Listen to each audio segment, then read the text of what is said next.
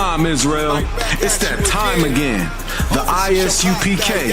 under commanding General YAHANNA presents the Lord's 57th annual Passover.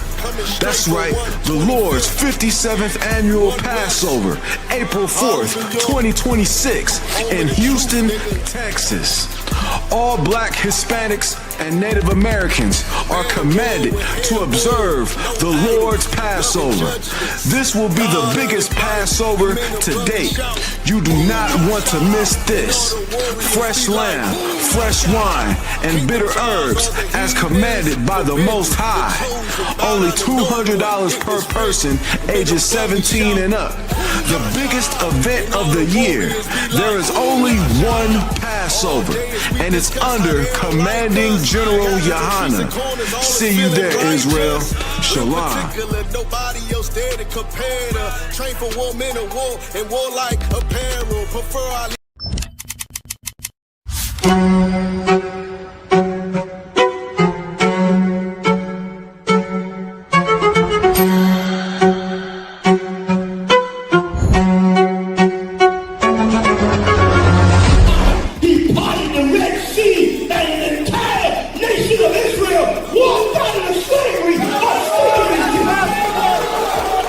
The I.S.U.P.K. presents the Lord's 57th annual Passover, April 4th, 2026 in Houston, Texas. You do not want to miss this one, Israel. Shalom. Shalom, Israel. It's that time again. The I.S.U.P.K. under commanding General YAHANNA presents the Lord's 57th annual Passover. That's right, the Lord's 57th annual Passover, April 4th, 2026 in Houston, Texas. All Black, Hispanics, and Native Americans are commanded to observe the Lord's Passover. This will be the biggest Passover to date. You do not want to miss this. Fresh lamb, fresh wine, and bitter herbs as commanded by the Most High. Only $200 per person ages 17 and up. The biggest event of the year. There is only one Passover, and it's under commanding General YAHANNA. See you there, Israel. Shalom. Nobody else there to compare to. Train for war, men of war, and warlike apparel. Prefer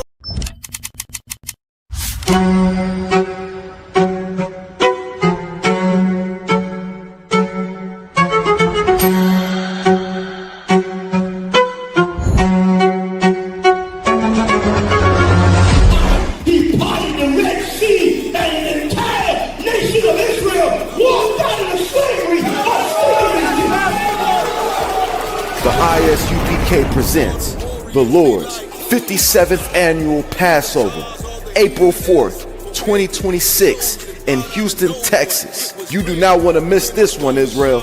Shalom. Shalom, Israel. It's that time again. The I.S.U.P.K. under commanding General YAHANNA presents the Lord's 57th annual Passover. That's right, the Lord's 57th annual Passover, April 4th, 2026 in Houston, Texas. All Black, Hispanics, and Native Americans are commanded to observe the Lord's Passover. This will be the biggest Passover to date. You do not want to miss this. Fresh lamb, fresh wine, and bitter herbs as commanded by the Most High. Only $200 per person ages 17 and up. The biggest event of the year. There is only one Passover, and it's under commanding General YAHANNA. See you there, Israel. Shalom. Nobody else there to compare to. Train for war, men of war, and warlike apparel. Hey, listen, brothers and sisters, man. If you like what you hear, hit the subscribe button, man. Subscribe to this channel. And also, please, go to isupk.com and pay your tithe. Drop me some cash so we can move around this planet like we need to, man, and do the things we need to do. They're one West. They're one West. They're one West. They're Hey, Shalom, Yahweh Ba'ashem Yeshai Brakatam to all the brothers, Yahweh Shemar Latan Ba'ashem Yahushai to all the sisters. I'm priest and officer Barak Yala. So like a priest and officer of 500 Barak Yala with the I.S.U.P.K, which stands for the Israelite School of Universal Practical Knowledge. Start out of 1 West 123rd Street, Harlem, New York, under Commandant General YAHANNA. You understand? And just like every Thursday evening, we have the Brotherhood class taught by myself. We have a heavy topic today, right? That integration, something that we think, you know, a whole generation fought for. Fought is a big word, really marched for equal rights, civil rights, which is diabolical, requesting civil rights from an uncivilized people, people that is not civil at all, right? The topic of the class is integration really is a failed experiment. Because even when you think about it, right? Integration, it's like in modern day times like today, integration would be a YouTube prank. It would be a YouTube social experiment. We would see it would fail. It absolutely fail on all levels. We're going to pull up some articles and see the result of integration is bad on all sides for everybody. You understand? And of course, the main point of reference would be our records, which is the Bible. You understand? The 1611 King James Version of the Bible, the records of the Israelites, which tells you from the jump that we were to be separate. Matter of fact, even before the Israelites came on the scene, the Most High never was for integration. That's why he separated the nations at the Tower of Babel. You understand? But real quick, before we get into these articles, before we get into these, just know that we're live on I.S.U.P.K, Montreal, Toronto, Haiti, U.P.K La Pura Neta on YouTube, and I.S.U.P.K Montreal, I.S.U.P.K Canada, and U.P.K La Pura Neta on Facebook as well. Make sure you like, share, subscribe, comment, or whatnot. You understand? Bear with me 1 second. Make sure you like, share, subscribe. You understand? Boost the algorithm. Our people need to know the truth, right? There is nothing more important to know our, how do you want to call it? Identity. Because knowing who we are, we would know how to act. We would have known that integration really is an experiment that we should have never been a part of in the first place. You know how? Because it's not the first time we integrated. It's not. Maybe it's the most modern times, probably. All right, so be it. But it's not the first time. It is definitely the last. I just want to say shout out to everybody in the chat.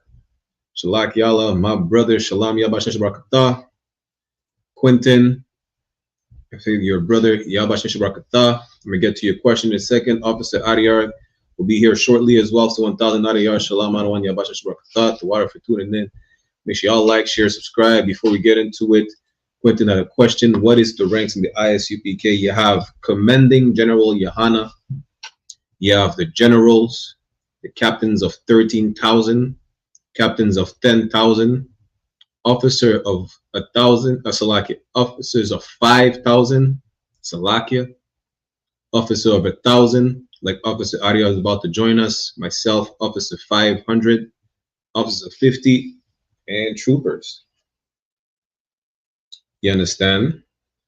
Any other questions or comments? Absolutely put it in the chat. But let's get into these articles.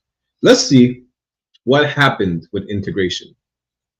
Matter of fact, Trump, the big bad Trump said civil rights led to white people, what he said, being discriminated on or something like that. Let me pull up the article. Trump said something interesting on civil rights, where he said it led to white people being very badly treated. That's what he said, right? Let me see if I could pull up the article.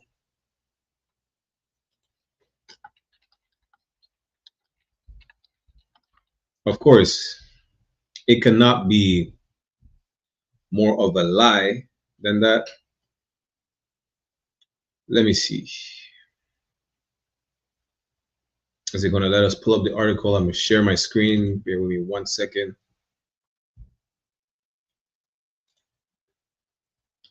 It will not let me pull up the article. No sweat. Let me see if I could pull up a picture of his quote, right? He said white people were treated very badly during the civil rights. Now, let me show you. Yeah, that's good enough. Let me share my screen. 1 second. Y'all can look it up on your own time. It's in the New York Times. There's various articles. Trump said civil rights led to white people being very badly treated. I don't recall white people being hosed down. You understand? I don't recall German shepherds. Like, since slavery, we have PTSD, where black and Hispanics, even though a lot of us own dogs, is damn near we're like born afraid of dogs. I myself own a Rottweiler, you know, but our people are naturally afraid of dogs since like slavery. We have PTSD of being chased down by these dogs, being mauled, and being eaten. Literally, they fed us to the dogs, you know. And then fast forward, let me pull up a picture.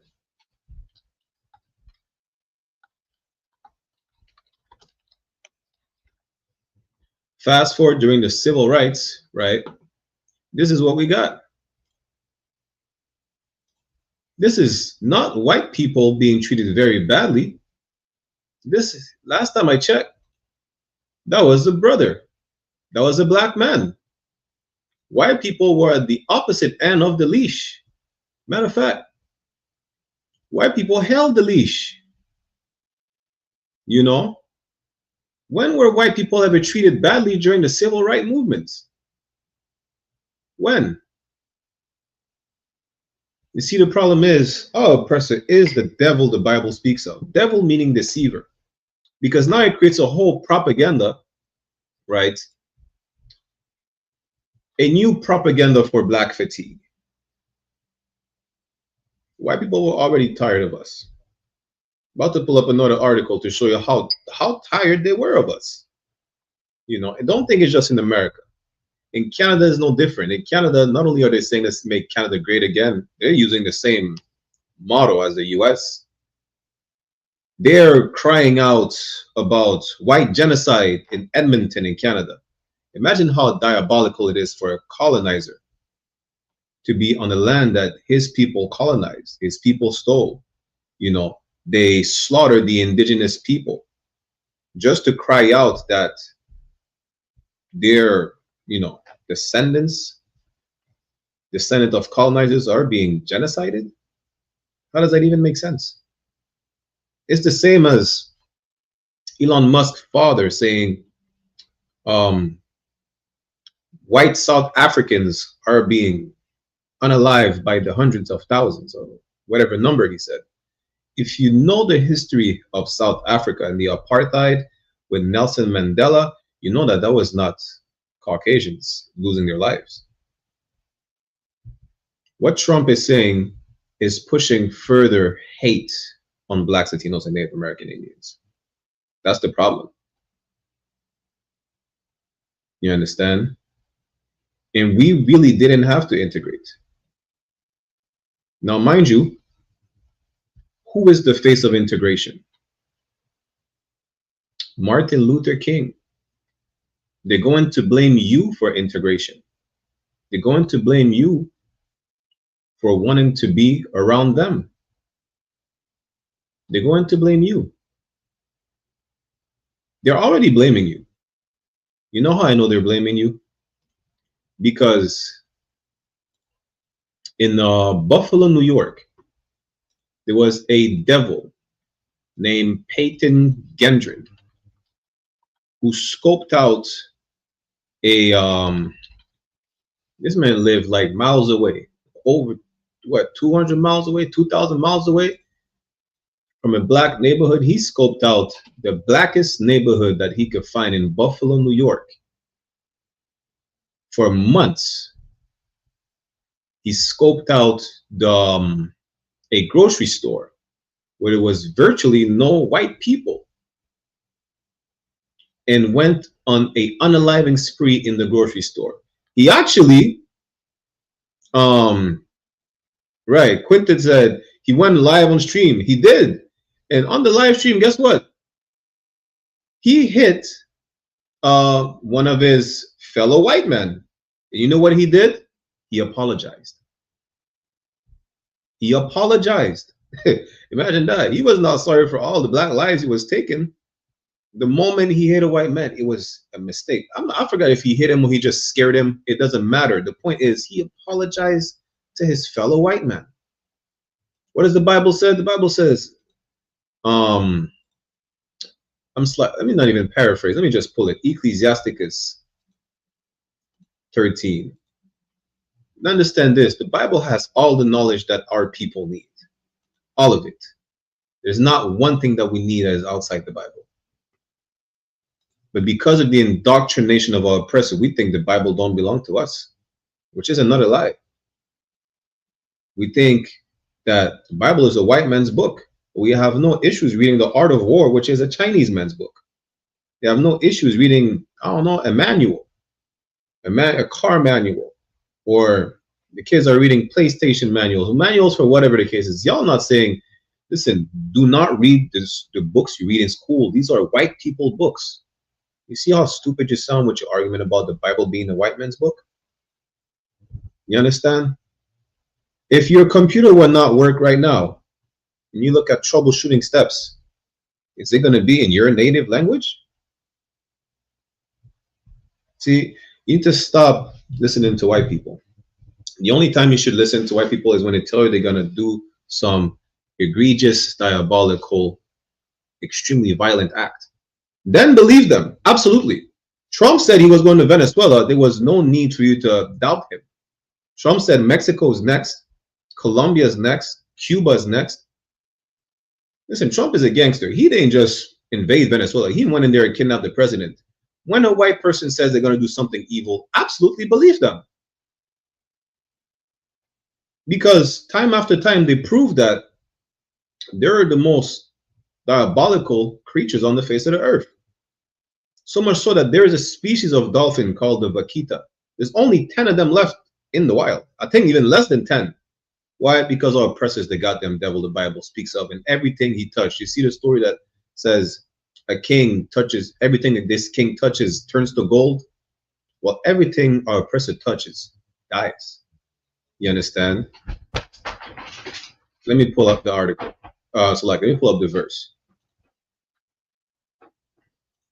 Suppose of Ecclesiasticus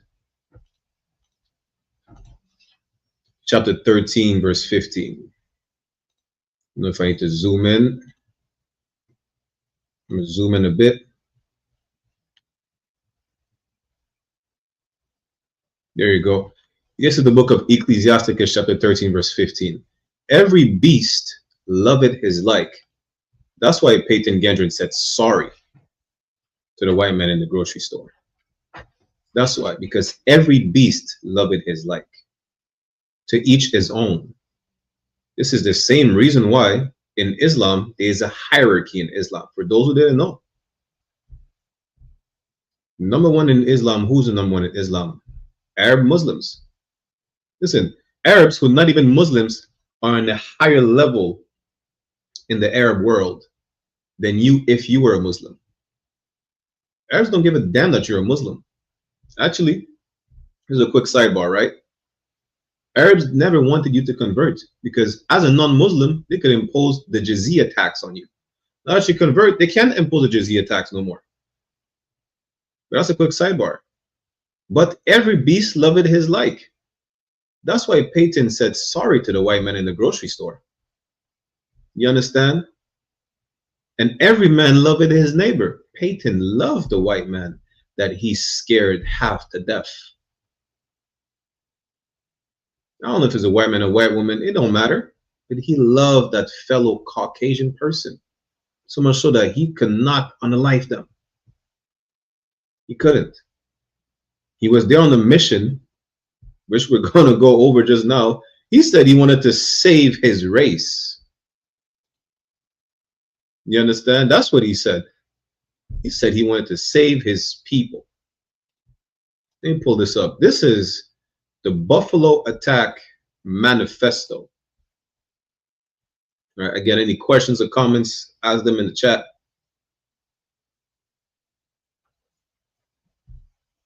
And then we'll get into some precept to understand how that could have been avoided.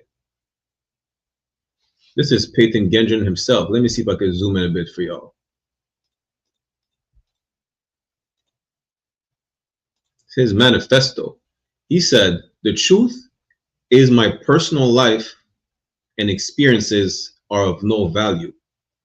I am simply a white man seeking to protect and serve my community, my people, my culture, and my race."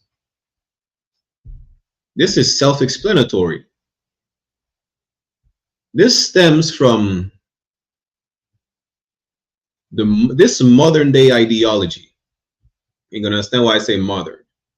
Stems from the Great Replacement Theory, which we went over a few times, right? It was made up by some French, I keep forgetting the name of this guy. He's some French devil, right? That was saying in France, white people are becoming a minority. They're being replaced by non-white people. He was talking about the Arabs and the Africans for the most part, right? That ideology was adopted by the Americans on how white people are becoming a minority in America. This is the same thing Elon Musk's father said. America needs to be saved before white people go extinct. That's since like they've been saying that since like what, the 1930s, the early 1900s. You understand? This is not new. This is not a woke ideology from a woke white person. This is from way back in the days. This is before the civil rights. Imagine that same ideology from before the civil rights came back haunting you. You know why? Because integration was a mistake. Integration was a failed experiment. We have Officer 1000 PR joining us. Hey, Shalom. Hey, Shalom. Appreciate how about you, what's going on? Everything to what's going on with you, sir? You already know, man. Ready for the snowstorm, man. Damn, good night. Good. Listen, I blame the devil for the snowstorm. Good. Everything is the white man's fault. Salak. Stuff Right. you're told today, it is the white man's fault. Yes. Listen, that'll make you alive. But real quick, right? I'm gonna get to your question in a second, Quentin. You understand? That ideology came back haunting you. That great replacement ideology, because integration was a mistake. So like priest. Khan. Did the trooper receive the link? No question. I'm not sure how to send it to him. Okay, no sweat. I got it. Khan, no sweat. Okay. You understand? Integration was a mistake. It was a failed experiment. The worst part about this failed experiment is what? It's not the first time that we tried. And there was never a different result. About to go in the book of First Maccabees real quick, right? The book of First Maccabees is going to go chapter 1. I'm going to start at verse 11 just to show you. First Maccabees chapter 1 and 11. We're also going to go in, I think it's Exodus chapter 1, right? Forget Exodus. We're going to go to First Maccabees chapter 1 and verse 11. This is integration right here. You understand? But before we do that, we get the question in the comment. Quinn said, "Didn't the Peyton kid have a Nazi symbols all over his?" I think he did. You know what's diabolical about that, Quentin? That's crazy. That in Canada, they just said in Canada they officially stopped associating the how do you say the kwagame again? The Nazi symbol. I forgot how to say the Nazi symbol in English. There's a name for it. They're saying they're disassociating that with neo-Nazis because originally they stole it from the East Indians. Guess what? Listen, the neo-Nazis could not be happier, because now if you have that symbol, you know, they could use that excuse as saying, well, the swastika, that's right. Now that they have a swastika in Canada, at least they could say, well, it's not racist. It's just, you know, appreciation of East Indian culture, because in Canada they legally said that's not a racist symbol no more. You know why, right? This is the result of integration. Integration allows you to be openly, hatefully racist. It opened the door for a different type of hatred. And I'm gonna tell you why, right? Let me just kind of Shalak Yala, get the first Maccabees, and then I'll break down to you that new level of hatred that these oppressors, amongst other heathens, have for us. You understand? He said, these bastards complaining about getting treated bad, but none of them getting hung or feet out. Listen, damn right. Good night. Imagine that. Integration is another level of black fatigue, brought up another level of black fatigue where you can't even speak of your history now. We're going to hear it all every year. 9/11, 4th of July, in Canada, the 1st of July, even the anthem of Canada. They're talking about their ancestors coming over here. They're not talking about the natives. That's what we hear every year. You understand? But mind you that you speak about your history, what your people have been through. You ever talk about a civil war with a Confederate flag or whatnot? Imagine being talking about what we went through, whether it's in the Americas, the Caribbean, Central and South America. You understand? In 2026, late 2025, brothers were still getting hung in the US, not just in the South, even in New York, up north. It's supposed to be safe. That's late 2025. Don't be shocked if that happened in 2026. Matter of fact, don't be shocked you get scalped or skinned alive in 2026. Sisters go for white men saying black men ain't shit and end up in body bags. And that is not a metaphor. Y'all go look it up. Let you mention the hurt and suffering that we go through as a people. It's like, yo, they feel so uncomfortable talking about it. They feel so uncomfortable. And we complain that they should not feel uncomfortable. Why would we even complain? Me personally, I don't care whether you feel comfortable or not. I didn't ask to be integrated. I have common sense. We should be left alone. Matter of fact, we should leave them alone because we asked for integration, thinking that, you know what, thinking that they were going to stop being violent with us. Integration did not stop our oppressors from being violent with us. Peyton Gendron is a perfect example. It's the perfect example. He literally went on a hunt, and the Bible describes our oppressor as what? As a cunning hunter. This man went on a mission, went on a Call of Duty mission to scope out a black neighborhood. He found the most prominent black neighborhood around his area. He went to a black grocery store and he went on a killing spree. I just seen the clip, right? Before we get into First Maccabees. I seen the clip. It's a brother talking about, I forgot the name of the comedian. He said, you see when y'all complain about Latinos, you know, Latinos commit fun crimes. Like, he was making a joke. He said Latinos commit fun crimes that you find. Let me see if I could pull it up, just so you could understand what I'm trying to say, right? Our oppressor is a monster, and we know he's a monster. And most of what he says about us is propaganda. Let me pull up that clip. Give me 1 second. That clip is hilarious. You understand? Give me 1 second. We're gonna get into First Maccabees. Bear with me 1 moment. Again, any questions, comments, y'all put it in the chat. So Salakia, while you're talking about the Edomites, right? The Edomites, you know what I'm saying, that's on that was on the live, and you know what I'm saying, like, or planning to unalive black people. let's not forget, you know what I'm saying, like there were like 2 Edomites that were ready to go in the island of Haiti and enslave the woman, take Didn't them I? as, you I know what I'm forgot saying, about that. and killed all the men. So for all of you that say, you know what I'm saying, like we are in 2026 right now, and you know what I'm saying, we should have a different type of thinking, and we should love the oppressor. We should love everybody. They don't love us. You know what I'm saying?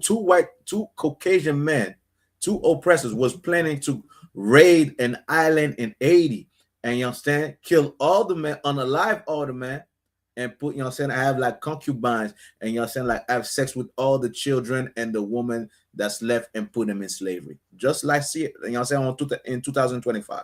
So like it, please. Imagine that in 2025, late 2025, 2 white men conspired. They literally said we were going to invade Haiti, kill the men, and enslave the women and the children and use them as sex slaves. That's 2025. But guess what? Not only is that 2025, what else? What else is it? Before I show you the clip, who can tell me what it is? Anyone else but also Ariar? Who could tell me these 2 men planning to invade Haiti, just like that? You know, who could tell me what it is? They said they're gonna invade Haiti. Damn. They said these 2 men. They said they're going to invade Haiti, right? Kill all the men of Gonav, enslave the women and the children, and use them as sex slaves. Who could tell me what is this? Who could tell me what it was? I give you a few seconds. I gave y'all the answer already, like 10 times. Y'all put it in the chat. Y'all should have the answer.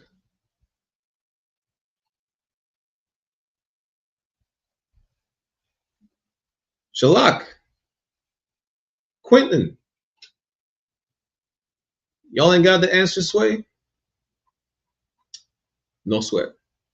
It's called integration. That's what it is. And no sweat, Charles. I said, Shalom Yavashashabakta. I said these 2 devils planning to go to Haiti to kill all the men, enslave the women and the children, and use them as sex slaves. What is it? I already gave the answer. It's integration. This is the result of integration, that failed experiment. Now, let me show you the clip real quick, and then we're going to First Maccabees, right?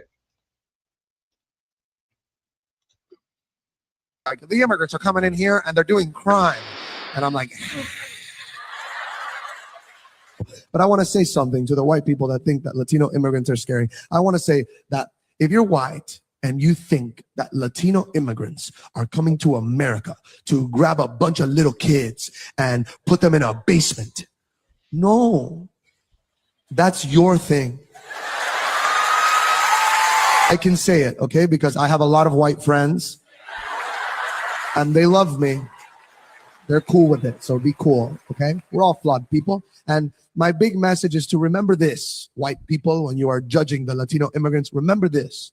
Remember that Latinos do fun, exciting crimes. What's a Latino crime? Be racist for a moment. What's a Latino crime? I'm driving the plane and it has a little bit of cocaine. That's a fun crime. That's a fun, exciting crime. We're in the air. It's fun. So let's remember this when we judge and when we put blanket statements on the Latino immigrants. Remember that. Remember that Latino immigrants do fun, exciting crimes that belong in movies. And white people do creepy crimes from documentaries. Shout out to the brother. You understand? He's a Cuban brother, right? Listen, white people commit the most horrendous crimes, but you're the face of crime somehow. Even when it was the time of Pablo Escobar, no people want to point out the Colombians. Didn't you know that one of the main smugglers was a Nazi, German? Didn't he die recently? I forgot his name. The whole operation of the whole drug operation was started by the CIA. They're not run by black Latinos. The biggest drug dealer on the face of the earth listen, that would shame Pablo Escobar is Victoria of England. She was not black. She was not Hispanic. She was definitely not native. You understand? These people commit the most horrendous crimes that whatever they accuse you of, most of the time is not true. When you hear about white people committing crime, then I seen a white man just got arrested in Florida for sexually abusing his dogs. If you just hear the crime, you don't even have to question, what's the ethnicity of that person? That sounds about white. Just like the brother said, white people commit crimes that you can find in documentaries. It's documented. Not like the things in the movies, where blacks and Latinos own planes. White men own all the planes. White men own all the airstrips, the drugs. Donald Trump is on a video. Let me pull up the precept as well before we forget. Donald Trump is on a video saying, now that we bombed all the boats, there's no more drugs coming to the US by boat. That's what Donald Trump said. Imagine that. He said there's no more drugs coming into the US by the waterways. We cleaned our waterways. He said that so that he said now we have to fix the land issue. He's about to invade Mexico tomorrow, the day after tomorrow, in a week. Who knows? Who cares, right? So like a priest, if I may.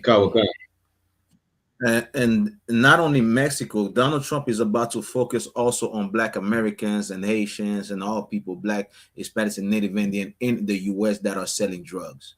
You know what I'm saying? And that was like, like one of his main thing that he wanted to do also. So, this is why, that I.S.U.P.K been telling you not to be involved in drugs. Live a good life. Come to the I.S.U.P.K, fix your life. Why? Because you're about to see something different. All you drug dealers out there, you might be exactly, in one of those, like houses that they built or building that they built, for to keep those immigrants. It might be you, It might be you. So, leave that drug life, leave that type of life, because they're coming for you pretty soon. Why? Because the white men want to have the monopoly on everything, even the drug trade. So, like, and then he say he wanted to bring back the death penalty for like drug dealers or something like that. You understand? Yeah, y'all about to wake up. Let me pull that up real quick. Yeah. There you go. Donald Trump tells the governor to enact death penalty for drug dealers. This is the worst time. It was never a good time for you to be a drug dealer. You understand? But this is about to be a worse time for you to be a drug dealer. Just like Adiyar said, you think the focus just on outside of America, he's about to rain down hell on you. Why? Because the Bible says he knows he has but a short time. Donald Trump is doing the most. He's conquering the planet right before his fall. Right before Lucifer falls to the ground, he's conquering the whole planet Earth. But let me pull the precept. I'm going to show you integration in the Bible. Right? Shalak said Trump was talking about going to Chicago and all these other cities to take us out. Damn right. I think he said Detroit is next. Chicago, Detroit, everywhere. Y'all think he pulled back the National Guard and they're not coming back? Y'all, just like the general said, right? Let me share my screen and get my screen ready. I got the precept ready. Okay. Just like the general said, right?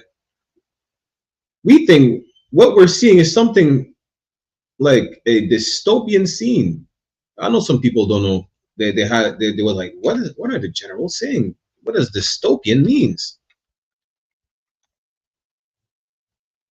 Let me share the screen to show you what the word dystopian means, and then we'll get to the precept, right? This is the meaning of dystopian. Dystopian. It says relating to or denoting an imagined state or society where there is great suffering or injustice. And we have Trooper Satam joining us. Hey, Shalamak, Yalbash Rakata. Shalom, so Zabashim Yashab Rakata. Hey, shalom. This is the dystopian era. This is something that you would think you would only see in a movie.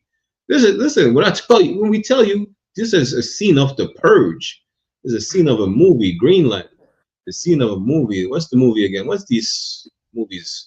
Not Zombieland, Walking Dead, 2012, the end of the world movies. We're living in this era. This is not something imagined. This is something biblical. Just like integration being a mistake, integration being a failed experiment is also biblical. And I'm going to show you right now, which is, damn, listen, the result of integration being a mistake, right, is the reason why we celebrate every year Hanukkah. Hanukkah is the reason why we celebrate. Integration being a mistake is a Hanukkah. I'm gonna share the screen right here. We're gonna get a preset. Let me pull my screen up.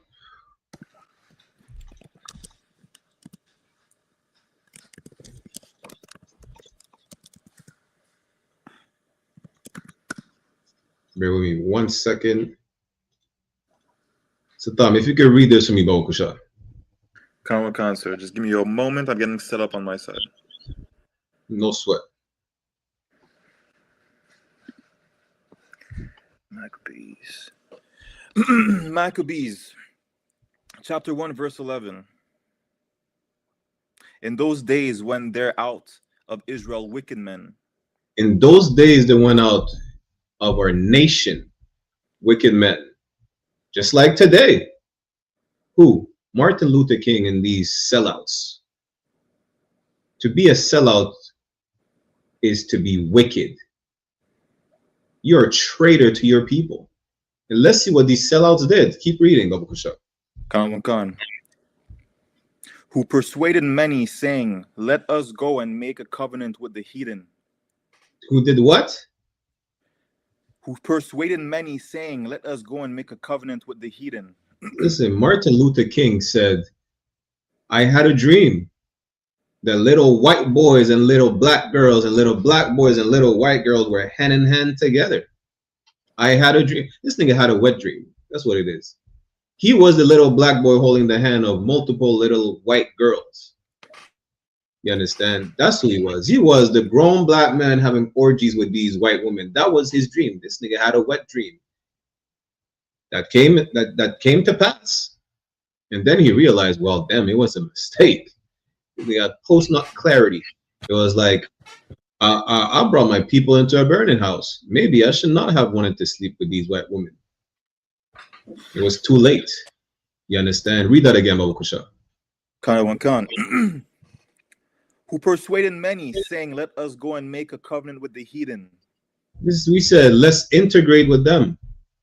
Why? Keep reading. Khan. That are around us. That are round about us, Salakia. No sweat. At the time, that was under the Greeks. You understand? We said, let's join the Greeks. Just like today, who are replacing the Greek of those times? Today, it's all these oppressors. It's the Americans, it's the French, the British, the Canadians, all these oppressors. All these empires were founded of the foundation of the previous empire, whether it's the Roman, Greek, Egyptian, they're all the same. Just another slave master. And you're still the same slave. Keep reading. Khan. For since we departed from them, we have had much sorrow. We think we're weak without these people. We think we need them. Don't you know before the civil rights we had thriving cities? Perfect example is Tulsa, Oklahoma. That was not the only one. And not just in the US. You know how many black cities they destroyed in Canada? Africville, I forgot another neighborhood in Ontario. They chased out, listen, white people were so mad. You know how mad white people were? Because fleeing, not only slaves were fleeing from the US to Canada, also fleeing from the Jim Crow era, they were going to Canada, right? They were fleeing persecution from the KKK to Canada, and the KKK followed them to Canada. White people were so mad because in Canada, I think it's in Alberta, right? around these parts. They had a program to give free land to the people. They were expecting immigrants. They were expecting Irish immigrants, Italians to take the land and work the land. They had none but niggas. And they got so mad they chased out the black people. Imagine that. They wanted to give what we just read earlier, Ecclesiasticus 13 and 15. Every man loveth his neighbor. They wanted to give free land to Irish immigrants. They wanted to give free land to other white immigrants. None of them, came true, or very few of them. Most of the people that came were Judites from America. They got white people so mad, giving all that free land, that free fertile land that they stole, as opposed to giving it to their fellow colonizers and their fellow oppressors. They're giving to the people that they oppress. They were not having it. And they chased us down too. We're going to cover that in these history classes. But that's what happened. That's integration. Listen, integration, you know what integration caused? Before integration, white people were just more so openly racist without much consequences. Now it brought consequences because we have to try and live all together. Right? They were not able to lynch us no more freely. It was dying down. The KKK cannot just burn a cross on your lawn and be, you know what? It is what it is. They cannot have a picnic or pick a nigger, which is where the picnic come from. They cannot hang out by having you hung from a tree no more. They couldn't do that. It's like, damn, now we have to find a solution. Now the racism was more subtle. That's what integration did. But our oppressor is, the only subtlety he has is to con you. Outside of that, his nature is to be vile, is to be destructive, so much so that they will destroy themselves before having, listen, the proof that they will destroy themselves before having you thrive over them is Tulsa, Oklahoma being bombed to the ground. We were not even integrated then. They say, we cannot let these niggas thrive. Might as well bomb our own soil. That's really what it is. If I'm not mistaken, other one, also, correct me if I'm wrong, but bombing of Tulsa, Oklahoma was the first bomb in America, the aerial attack on America. Imagine that. They rather bomb themselves to make sure you can't thrive, even though it will hurt them. The white man says what? He's going to take his life, his wife, his children, and burn down the house to the ground. That's the nature of the. You understand? And so if I may, if I may, that will be considered in the Constitution as a homegrown terrorist. So they terrorize their own nation. They terrorize their own nation to make sure that you stay at the bottom. You understand? Let's go back to First Maccabees. Let's go down to verse 16. I'm gonna show you the result of integration, how this plays out today, exactly like that. Right? Let me share the screen again. 1 second. Read it when you're ready. First Maccabees, chapter 1, verse 16. Salakia. Now, when the kingdom was established before Antiochus. You understand? That's one of the rulers at the time, the Greek rulers at the time, Antiochus. Which lets you know what? Sidebar. Let's know the Bible is not a religious book. It's a history book. Antiochus, Alexander, the fish. There was nothing great about Alexander, the Greek. They call him the Great because white people see all colonizers as great. That's why they had statues of Christopher Columbus. You understand? That's why they had statues of what's the devil name? They claim he's freed the slaves. Abraham Lincoln. right? That's why they have cities and streets named after famous devils. The McGill University was named after James McGill, a slave owner. Imagine that. I'll go to the prestigious Harvard of Canada, not knowing that it was named after a slave master. Imagine that. Who knew? We did. This is the universal practical knowledge we provide you on a daily basis. But you refuse to like it. Why? Because it's all in the past. That's why. Well, tell white people that 9/11 was in the past. I was way too young to remember what the hell happened. Tell that to the so-called Jewish man. Netanyahu said he freed the slaves.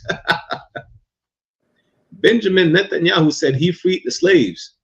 Next time, tell him that the Holocaust was in the past. A lot of us were not even born yet. Why would we have to remember it? And if you don't want to let go of that past, well, why should we let go of our past? You understand? Salakia. Read that again, Baba Kusha. Khan. First Maccabees, chapter 1, verse 16. Now when the kingdom was established before Antiochus, he taught to reign over Egypt, that he might have dominion over 2 realms. You understand? The Greeks, the modern day Egyptian people are not the Egyptians of antiquity. They're Arabs and Greek babies. That's how they came to look like they look like today. Let me go to the next verse. You know what? Let me jump down to verse 18. It's like, you know, verse 18. Is it verse 20? Khan, let's go to verse 20. Salakia. Khan. First Maccabees, chapter 1, verse 20. And after that, Antiochus had smitten Egypt. After he conquered Egypt, read. He returned again in the 140 and 30 year, and went up against Israel and Jerusalem with a great multitude. That great multitude is an army. After you decided to integrate, after you said, let's join the Greeks, guess what? We skipped a couple verses, right? For time's sake. The Greeks said, oh, well, listen, y'all didn't even just wrote a letter to propose to join the Greeks. Y'all went right to the king. You say, yo, listen, we're about to join you. We want to assimilate with y'all because we feel horrible. We need you. We really never did. All we always needed is one thing, is the Lord, nothing else. You understand? That's why we're in hell today. Because we think we need these people for what?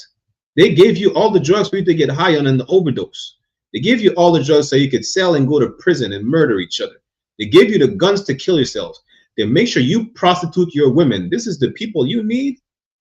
And they want to talk about black men ain't shit. You sisters listen to white men. You listen to white women talking about the feminism movement. You listen to the white men saying, well, these niggas ain't shit. You repeat what the white men told you to say. We're destroyed because we follow oppressors. And we're seeing right now that after willingly trying to join with these oppressors turn their back on us. Like, hey, you know what? Slaughtering, we just conquered Egypt. We know you took a deal with us, but guess what? You're next. Trump said what? Just like Shalak said, Chicago's next. Detroit's next. And he don't give a damn if you're a Trump supporter or not. You're next. You understand? He said he went up against Israel in Jerusalem with a great multitude. He didn't say he didn't, with victuals, with gifts. He said against. You were the op. That's who you were. You understand? Keep reading. Salak, let me jump to the next verse. Read that one. Verse Maccabees, chapter 1, verse 21. And entered proudly into the sanctuary and took away the golden altar. He stole everything. He ransacked our sanctuary. He ransacked our holy place. He don't give a damn. Listen, we built a gym. which was diabolically homosexual, because if you look at the back then, the gymnasium, which is the training place of the Greeks, they used to train naked. They told you strip down if you want to exercise. You understand? That's what they said. How do you know? Because by joining with these Greeks, right? We adopted every single aspect of their culture. Imagine that. And their culture was to train naked. That's what the gym was for. Y'all think I'm making this up? let me show y'all, right? So like LGBT will be like, you know what I'm saying, will feel at home. You know what I'm saying? Like as a matter of fact, they made it legal to be a homosexual and a pedophile back then. It's called a pederasty. That's a fact. Like, you see, the thing is, y'all think it's propaganda. We're just talking down on a certain people. No, we're not. We're not. It's just knowledge. You know, if you didn't know, well, now you know. You understand? Give me 1 minute. Good night. Give me 1 second. Let me see.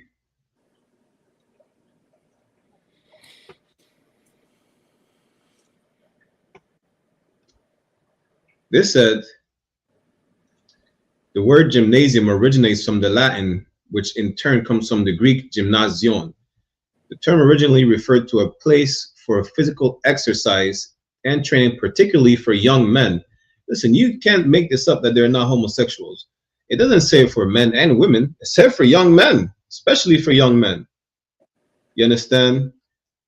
But let me see. Gymnasium in ancient Greece. That's what I want. Greece or Rome, it's the same.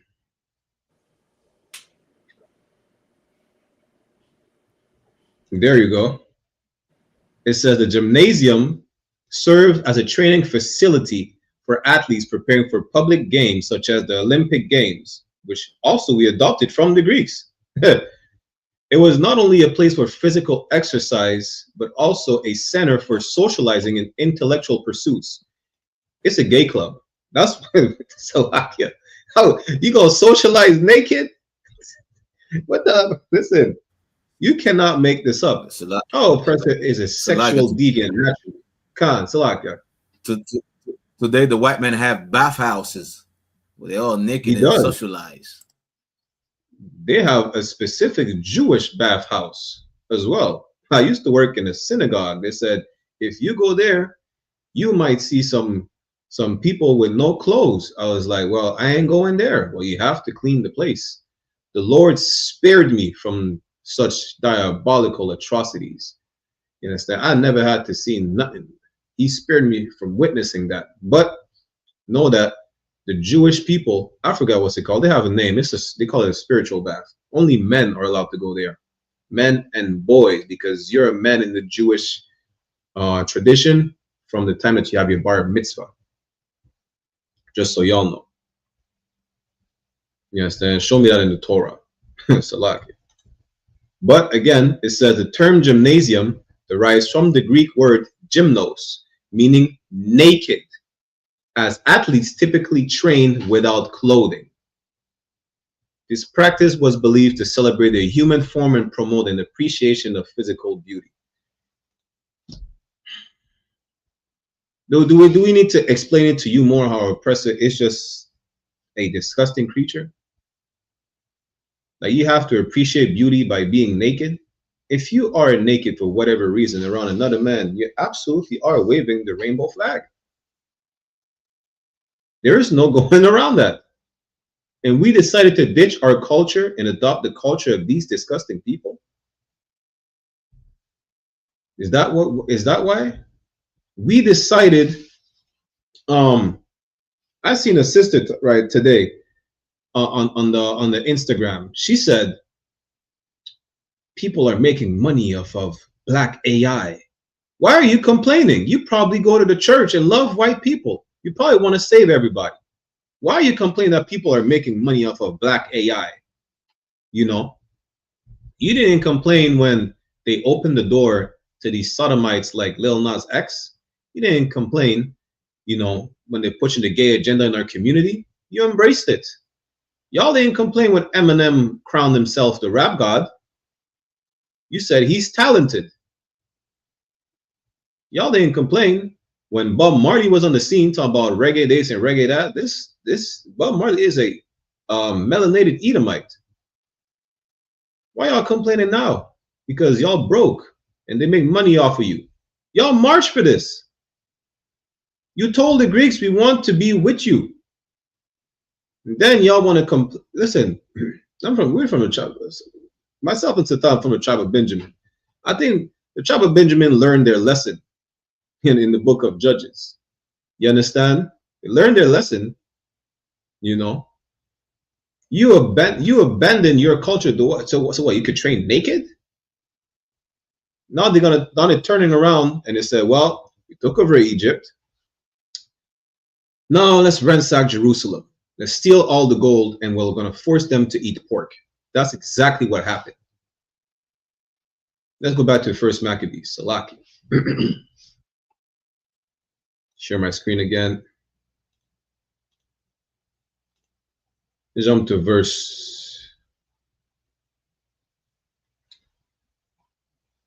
Yeah, they're going to steal our stuff. No sweat. Let's jump to verse 24, I think. Yeah, read verse 24, Baba Kusha.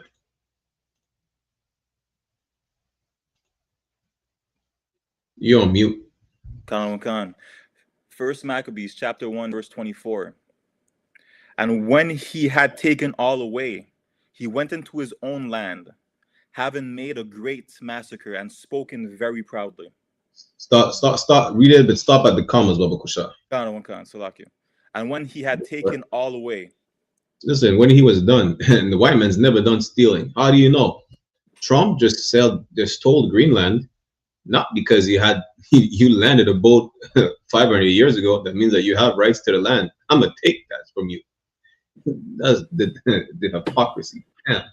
Good night. Keep reading, Baba Kusha. Khan. He went into his own land, having made a great massacre. Listen, it was not enough to steal from you. It was not enough to rip you off after you made a deal with them. You willingly assimilated. You say, yo, listen, we'll abandon our culture. We'll abandon our God. We'll give up everything just to be like you. You turn around and say, I no sweat. And then he murdered you. He literally stabbed you in the back. Literally, and stole everything from you. That's what he did. That's what all these devils have been doing. You willingly did what? You went and integrated. And then what happened? You lost all the black businesses. You lost everything. You're still getting murdered by the police. But it's not racism no more. Because we're all equal. We're not segregated. We're not treated different. Right? You can't complain. Eminem is just more talented than another black man. You can't complain. Right? Is that what it is? You can't complain because you made the choice. And really, when it comes down to it, we don't have a choice but to follow the Lord, because nothing good comes with not following the Lord. You follow the heathens, then what? They turn their back on you and they slaughter you. He said he turned back after dealing with Egypt, and he went into Jerusalem against Israel, and he stole everything. He stole our altars, he stole our gold, name it, he took it. Man would have taken a golden dust particle. You understand? He made what? A great massacre. He slaughtered you. That's what he did. Keep reading. And spoken very proudly. And what? Spoken very proudly. This man boasted about it. He said, I did that. Y'all seen the meme with Trump? Let me see if I can pull it up. Listen, I found this meme. I think I reposted on my own page, right? I've seen this meme. They made the same meme with Christopher Columbus. It's I think it's a Bobby Schmurder interview. They used AI, right? They use AI with that Bobby Schmurder interview. Let me see. Let me share the screen right here. This is what the Greeks said. Salaki, are you talking about Salaki? Are you talking about the one with Takashi? Where you say I stole that shit? Yeah, that's Tekashi. Yeah, Tekashi, that's Takashi. one of these movies. Yeah, he was on Vlad TV. Stole that shit. That's what I do, nigga. Fuck, nigga, I stole that shit. Stole that shit. That's what I do, nigga. Fuck, nigga, I stole that shit. That's exactly what the Greek said. He said he came in the temple, he stole everything, he made a great massacre, and then he sat down on what was Vlad TV back in the days of the Greeks and said what? Stole that shit. That's what I do, nigga. Fuck, nigga, I stole that shit. That's what the Greek said. That's what Antiochus said. You understand? That's what Donald Trump said. Donald Trump said, "Yo, listen, them suck. Them suck. Salakia, them bastard at Vlad TV back then. they had bastard at Vlad TV back then. Salakia. Yeah, they did. You know, nothing is new. The Bible says what? Nothing is new under the sun. That that meme of Trump is biblical. We just read it in the Maccabees. You can't tell me the Bible is fake. Everything in the Bible is right here and right in front of your eyes. Whether it has unfolded, whether it's unfolding, or whether it will unfold. The Bible is your historical record. And as per your record, guess what? Integration was a mistake. That's what your record says. You willingly joined the Greeks. That they turn around and what? Slaughter you? And guess what? We're going to go in the book of Judges real quick. But guess what? Now, you're thinking, you know what? Let's go back to following the Lord. The Greeks said, well, you chose our way of life. You can't go back to following the Lord. Now you have to eat pork. If you don't eat pork, you die. Y'all go read, what is it? The First Maccabees, the 2nd chapter, I think, with the mother and the 7 sons. They were tortured for what? Just because it said we're not going to stain our soul with pork. Well, you think you're going to make us live longer? I could eat the pork now. The Lord smites me with a heart attack.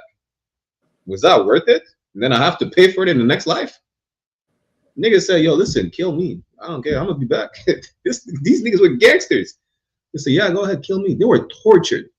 Having their eyes gouged out, their appendages cut off. You see, let me pull up that picture, right? This happened a lot especially in the West Indies. Especially in the West Indies. We were dipped in boiling cauldron, not even of water, which would still be diabolical, but boiling sugar cane. You understand? And molasses. Boiling sugar juice. Listen, you see how it says how Africans, we know it's not Africans, but we're dipped in boiling sugar juice as punishment. The Greeks did that to us. You can read it, the accounts is in right here. It's in your historical record. It's right there in the Bible. 1611 King James, First Maccabees. The story with the mother and her 7 sons. They get the tongues cut off. One of them, guess what? You know how you don't speak your language today? One of them was so gangster. You know what he told the Greeks? He said, la-ah. He didn't say no. Let me pull that precept real quick and then we'll go back. We're going to go in the book of Judges. Give me 1 second. These brothers were so gangster. These brothers, like John Muhammad said, they had cojones. They were not cowards. These brothers were one West. You understand? They were not cowards. Unlike a lot of y'all. Right? Bear with me 1 second. What is it again? Is this First Maccabees? Or is it 2nd Maccabees? Listen, it's somewhere right there. The brothers. Let me see. I think it's 2nd Maccabees chapter 2. I could be mistaken. What is it again? With the mother and her 7 sons.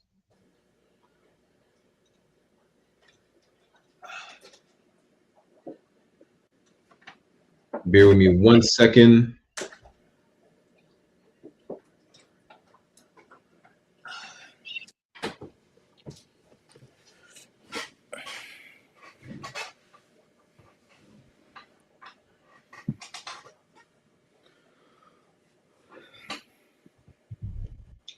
Second Maccabees chapter 7. Yeah, that's where it is. 2 Maccabees chapter 7. The water. 2 Maccabees chapter 7. Y'all think it's a joke.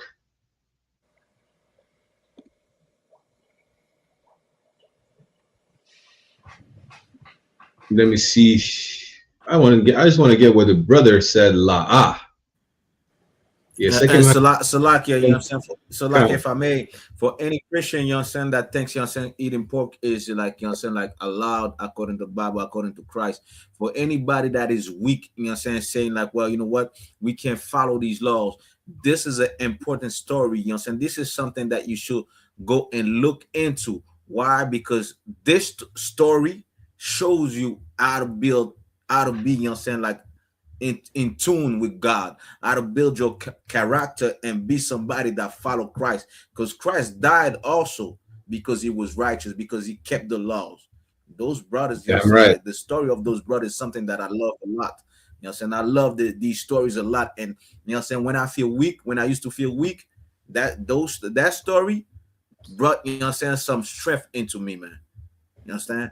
Because I realized, you know what I'm saying, it's not about me. It's about something bigger than me. So like, oh, damn right. Most High in Christ. Listen, if you feel weak, you understand? Go over these stories. Go over the story of your ancestors. Talking about the ancestors. Your ancestors. You are not only are you your ancestor, but go over your records. Listen, every time these Americans do what? They have pep talks, talk about, yo, during this, we fought the Civil War, there was this, and that. During World War II, Colonel such and such. Listen, guess what? During the Maccabees, under Alexander the Greek, Antiochus, Ptolemy, whatever the case is, we were tortured. Why? Because we were not cowards. We'd rather die than eat pork. Now, the Muslims, apparently they have an exception. Muslims, if they starve to death, Allah is the most merciful. They can eat pork. That's in the Quran. The Bible has no exception for you to be a coward. There is no license to sin. You understand? Let me share my screen real quick. Salaki. Read that, Baba Kusha. Come. 2 Maccabees chapter 7 verse 7. So when the first was dead, and after this manner, they brought the second to make him a mocking stock. You understand? That's the story of the 7 brothers. Y'all will read from the first verse. The Greeks like, yo, listen, y'all gonna eat pork or die. They said, nah. They killed the first. I think I don't remember if that's the one they cut off his tongue.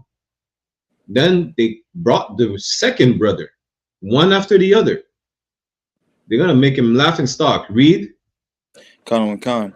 When they had pulled off his skin off his head with the hair. They did what? And when they had pulled off the skin of his head with the hair. Listen, just like the devils, the colonizers, scalped native Indians, they scalped you. Listen, if you actually, matter of fact, let me help you out.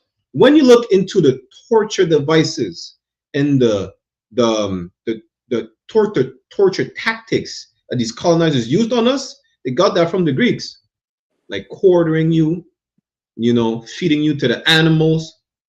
If our PTSD is passed down from generation to generation, our culture is passed down from generation to generation, what makes them different? They scalped the brother. They pulled off the skin off his head with the hair. That's scalping. You understand? Why? Because he said, I'm not eating pork. Remember that next time you eat some griot, next time you eat some pork chop, some boudin. What they eat in Jamaica? They fried pork. Fried pork. Pork. You understand? Remember that next time you eat chitlins. You understand? And with You this want topic, to Salaki, booty? Khan, Salaki. So like right quick with the scalping, you know what I'm saying? They say like the native Indian were savages because they were scalping. They learned that from the oppressor. Why? Because the oppressor even had, you know what I'm saying, like money. They were paying people, you know what I'm saying, like those people to scalp native Indians and say, if you bring this amount, you get this amount of money. Native Indian learned scalping people from the oppressor. They weren't savages for scalping white people. They were replaying, you know what I'm saying, redoing or doing what they saw those oppressors, Caucasian, what they did to their people.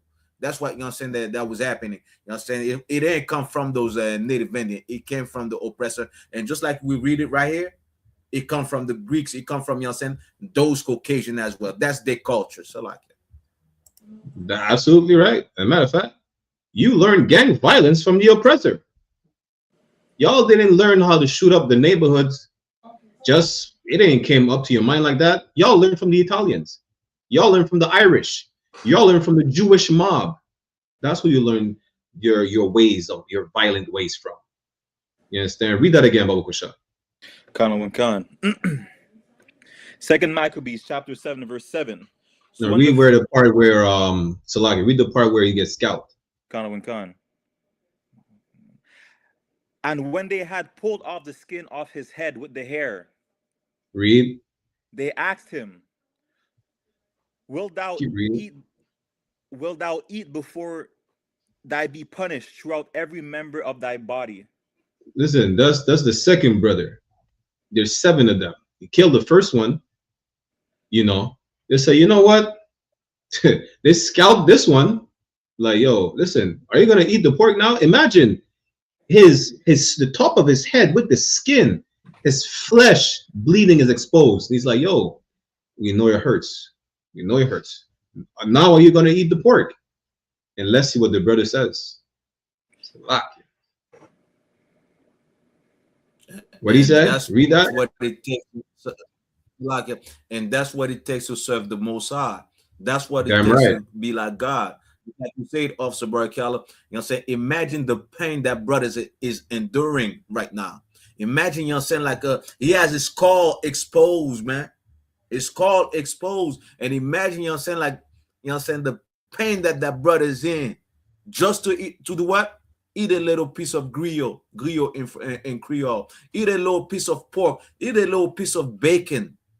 You know what I'm saying? You don't even have to swallow it. So like a pause. You don't even have to chew it. But just put it in your mouth. So like your pause. Damn. You know good night. Imagine the pain that brother must be into. But let's see, you know what I'm saying, what he says. So like it. Read that. Come on. Second Maccabees chapter 7 verse 8. But he answered in his own language and said, no, la. He said what? No. Well, one second. Let me help y'all, right? How do you say no in Greek? Who knows? Who knows how you say no in Greek? I'm not that fluent in Greek. I ain't gonna hold you. That's not a language that fascinates me. You understand? How do you say no in Greek? I'll Google it. Oof. Matter of fact, let me go right here because I want the people to hear it at the same time, right?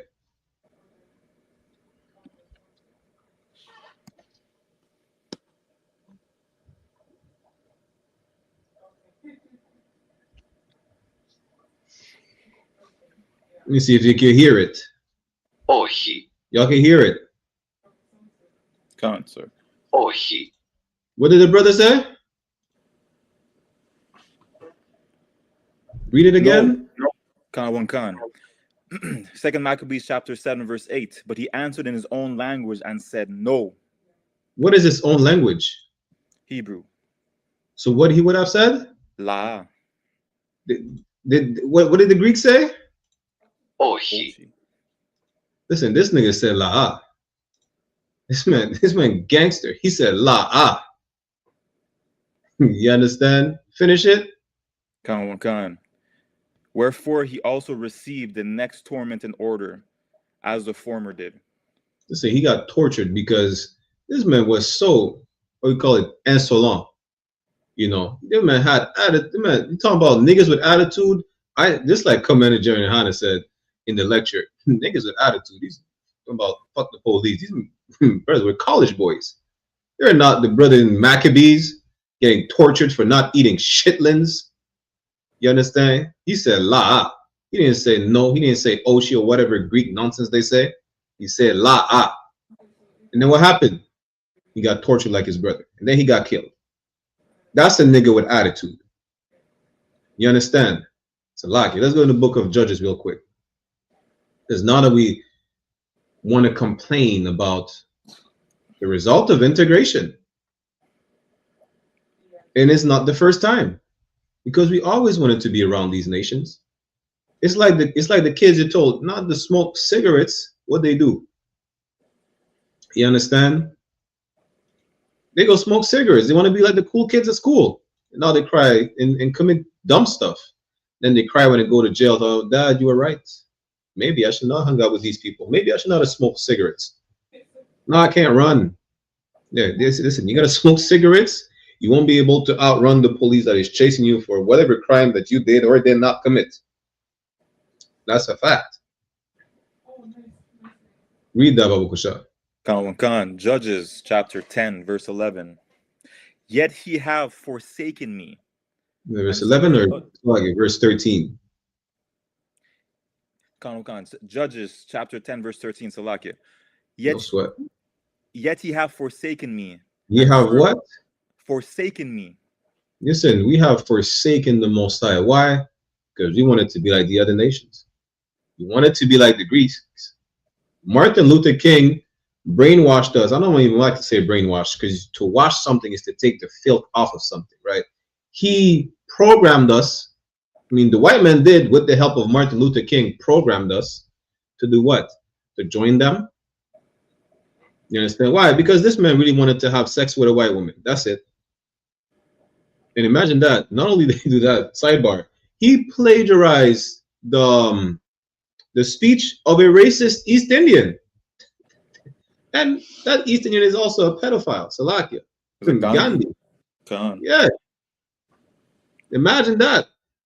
You know. To what avail? We're still getting lynched. They have, what is it, in Memphis, or was it not in Memphis, in Mississippi? They have a goon squad. These police officers are carrying sex toys. That's what, in 2025, 2024, they have a goon squad. They put the gun in the brother's mouth and pull the trigger. This is what you marched for? Damn. Well, let's see what God says about that. Not that you're crying about, well, maybe it was actually a mistake. Let's see what the Most High says. Read that again, Babu Kusha. Khan. Yet ye have forsaken me and served other gods. You wanted to train naked in the gym. Good night. That's why you joined the Greeks. You wanted to sleep with a disgusting, filthy white woman, and then turn around and complain that you should not be with white women. Why? Because they're going to shoot you in the face with their shotgun, and then they're going to claim innocence because it was a freak accident while they were cleaning the gun. And again, these examples I'm giving you are not metaphors that actually happened. The white woman shot her black boyfriend saying, well, it was a freak accident. I was cleaning my gun. You shot him in the head. How are you cleaning the gun and a shotgun and it's loaded? Y'all are taking white supremacy to a whole different level. Like, y'all, good night. Y'all like the kid that never been punished and think you could get away with anything. And it's even worse when you're a girl. Girls think they could get away with everything. Imagine if you're a white girl. Boy, this is integration. Read the last part, Al-Kasha. Khan, sir. Wherefore I will deliver you no more. You understand? The Most I said, listen, I delivered you from Egypt. I delivered you from the Philistines. I delivered you from the Moabites. I delivered you from all these nations. The Zidonians, the Amorites, the Canaanites, right? And you keep turning your back on me. He said, well, hey, Lord be with you. Try your luck. Let's see what he says. He didn't say try your luck, right? But you get the point. Read verse 14. Judges chapter 10, verse 14. Go and cry unto the gods which ye have chosen. Listen, now that the Greeks are slaughtering you after you decided to build gyms, well, go cry to the Greeks. Tell them to stop. What's the Greek god name again? Is it Zeus? Yeah, Zeus. Go tell Zeus to free you from the captivity of the Greeks. Go tell, what's the Egyptian god, the pigeon? Ra or Set? I don't know. Osiris? They're all incestuous, deviant gods anyways. Go tell the crocodile god to free you. You want to fight white supremacy and be a Muslim? Well, go tell Allah to free you.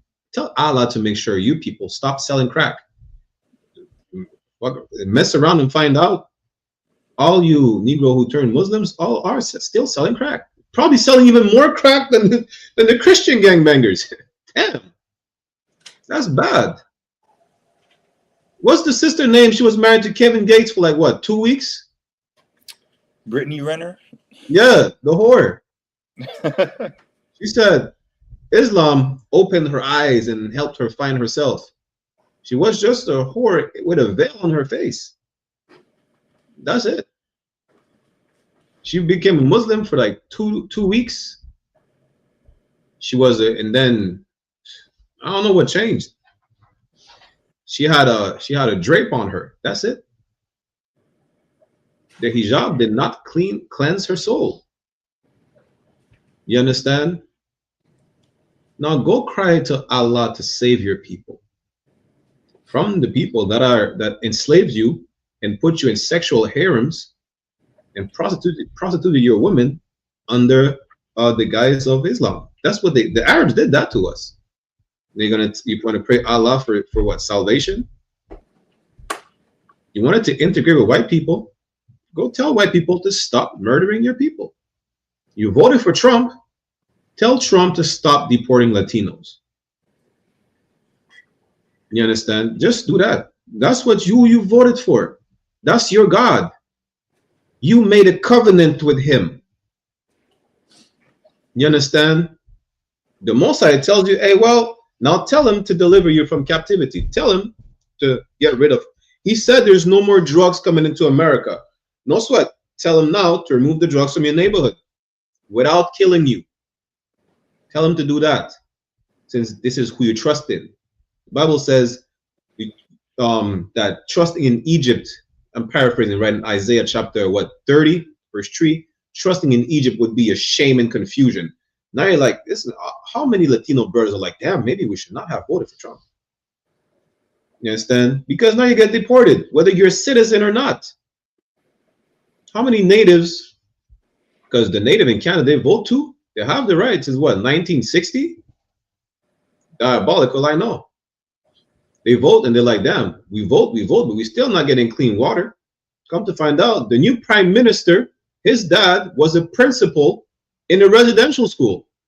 The previous prime minister, Justin Trudeau, his dad ran the residential schools for 8 years. And then we're shocked. Why are we shocked at the treatment we're receiving from these people? Because we reject our culture. That's why. Reject our identity, reject our culture. The Bible says that we reject the knowledge. We're lost. Matter of fact, let me pull that up real quick, right? It's what? Hosea chapter 4 and 6. Let me pull that real quick.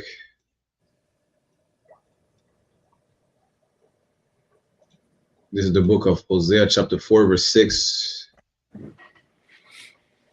Read that for me. Hosea chapter 4 verse 6.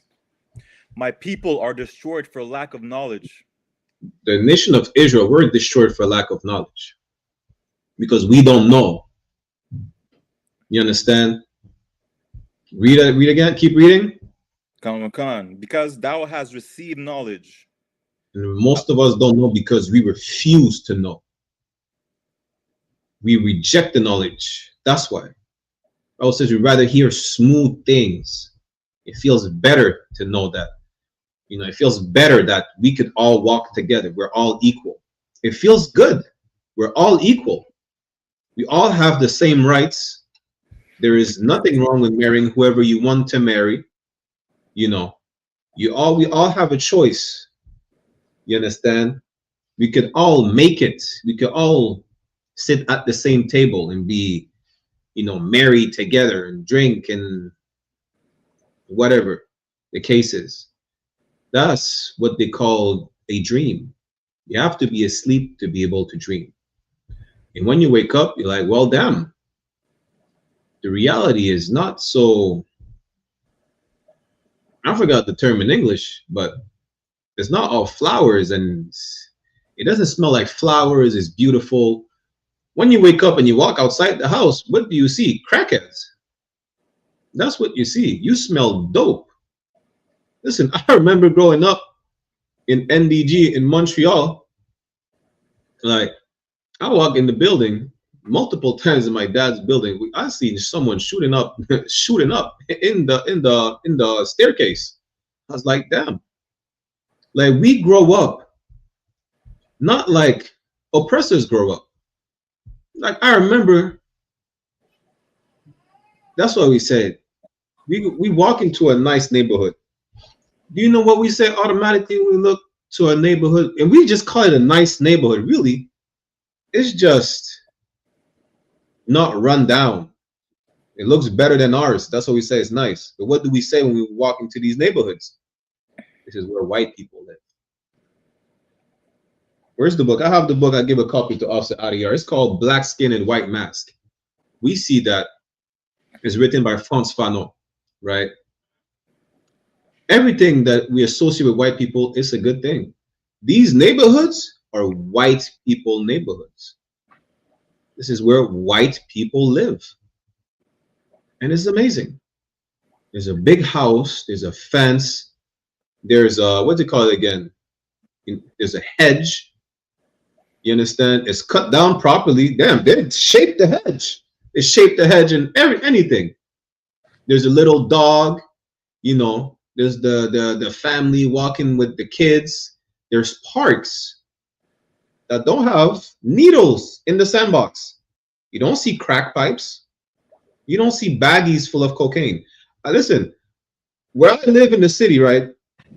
There's one street specifically. It's called Saint Luc. Once you cross that street, this is not the same neighborhood I'm in. Literally, you could see it. You could smell it. Their street is nicely done. There's no cracks in the street. There's crack on my street though. It's different type of crack. You know, it doesn't smell like, it don't even smell like cigarettes. This is everything. It looks so great. It feels great to be there, right? The reality of it is once you cross the street back on my side, now I see, listen, you know, the rats are sharing the rent. The rats are living rent-free in the buildings. The roaches are living rent-free. You walk down my street, there's not one day, ask Officer Adiyar, there's not one day on my street where there's not garbage just on the side of the street. Not one day. I'm not talking about garbage bin, mattresses, couches, TVs, beds, all types of furniture. You don't see that in what we think is a white people neighborhood. The only time that you don't see that in your neighborhood, or you don't see yourself in that neighborhood that we see as dirty, like Montreal North, the East Side, NDG, Uptown, is when you close your eyes, or when you play Grand Theft Auto. The point is, it is not your reality. You understand? And because it is not your reality, you have to strive to achieve that reality or make it real. How do we try to do that? Integration. It was not a possibility for Martin Luther King back then.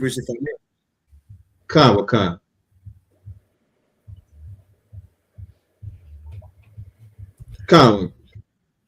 You know what I'm saying? Like what you're saying is so heavy.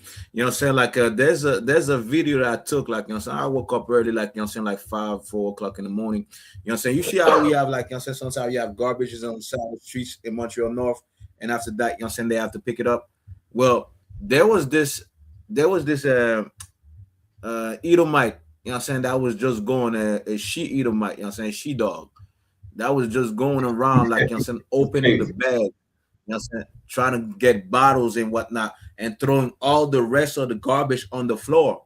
You know what I'm saying? And next thing you know, the government and the TV is gonna come and say, well, look at Montreal North, look at how it's dirty. Meanwhile, it is white people waking up in the morning and throwing garbages, you know what I'm saying, in your own neighborhood. You know what I'm saying? And that goes with the integration. We integrate with these people, and now they could come in our neighborhood and just rip open the garbages and throw everything on the floor. Meanwhile, you know what I'm saying, like, we are a type of people, yes, we put the garbage in the outside, you know what I'm saying, so the government, you know what I'm saying, the city could pick it up. But you have white people in our neighborhood that will come and open those bags and throw all the garbage on the floor. I have the video posted that, you know what I'm saying, and whatnot.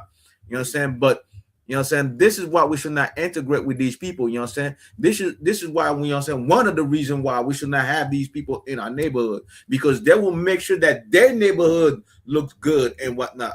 Meanwhile, they will come and open the bags, your garbage bags in our neighborhood, and throw everything on the floor. So like, Damn right. Then that's heavy, because at the end of the day, you may think there's only some type of segregation, right, in the U.S., or I think some people call it redlining, right? Listen, the city is really segregated. I remember growing up, Côte de Neige, which is, it translates to hill of snow, right?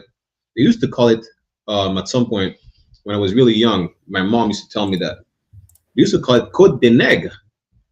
They call it uptown hill of niggers. Listen, you know, in some parts of uptown, you might see white people. You know where they live? They live on their segregated streets. These are all Jewish. Listen, you can't make this up. You understand? And where these Jewish people live, it looks nice. It looks nice. They have their own security. They have their own police. They have their own EMS. They have their own everything. You understand? So, like, the point is this I was trying to make, right? It was never possible for Martin Luther King or any brother like him back then to be able to sleep with a white woman without consequences. They should have never done that. Consequences or not, anyways, because it's a sin, you know. But the only way he was able to achieve that without consequence from the oppressor is by integrating. That's it. You only want to achieve, probably have to do a part 2 of that class, right? Integration is a failed experiment, because I have to bring you that, I have to quote that book. We don't see how we look at white people on such a pedestal, such a high level that we trying to reach. When the Bible says, well, let me pull that, right? This is what the Bible says. Let's go to, what is it, Deuteronomy? Give me 1 second. This is what the Bible says, because we think they're on such a level that we try to achieve. You understand? Deuteronomy chapter 28, go to verse 1. Read that, Kusha. Come on. Deuteronomy chapter 28, verse 1. And it shall come to pass. It shall happen. So something come to pass, meaning it's going to happen. Read. If thou shalt hearken diligently unto the voice of the Lord thy God. If we listen and pay attention, if we hearken diligently, you understand? That's what it means. If you pay attention, not hearing it on one ear and letting it go out the other. No, pay attention to this. Listen. Read. To observe and do all his commandments, which I command thee this day. If we don't sin, you understand? If we obey the Lord, if we do not sleep with white women, if we do not integrate, if we do not eat pork, if we do not live an alternative lifestyle, what will happen? Read. That the Lord thy God will set thee on high above all nations on the earth. No, it says we will all be equal. that the Lord thy God will set thee on high above all nations of the earth. Nah, we will be able to reach their level.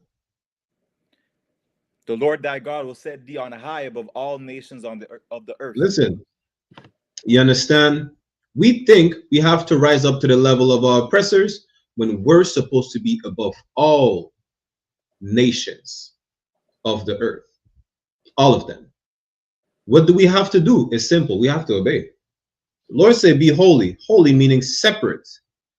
He said, segregate. And y'all just want to sleep with white women. This nigga had post-nut clarity and said, damn, it wasn't my dream was a nightmare. Now I put my people into a burning house. They were done using Martin Luther King, and then they put a bullet in his head. Salakia. You understand? Y'all talk about what's the name again? Malcolm X. Y'all want to talk about Malcolm X or whatnot? He became Muslim. You know, y'all see Islam as an escape from what you call it again? White supremacy of Christianity. Muslims killed him. Y'all don't talk about that though. You understand? All we have to do is one thing: obey the Lord. Which entitles what? You have to love Mexicans. You have to love Haitians. You cannot beef between Jamaicans and Trinidadians. You cannot beef between the brothers who are in captivity in the UK and the brothers in captivity in French.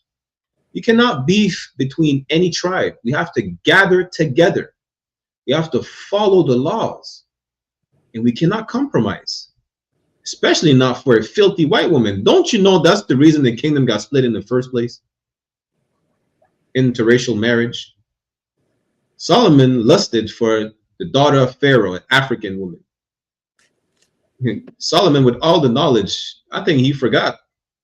He forgot that Egyptians use crocodile feces as a contraceptive.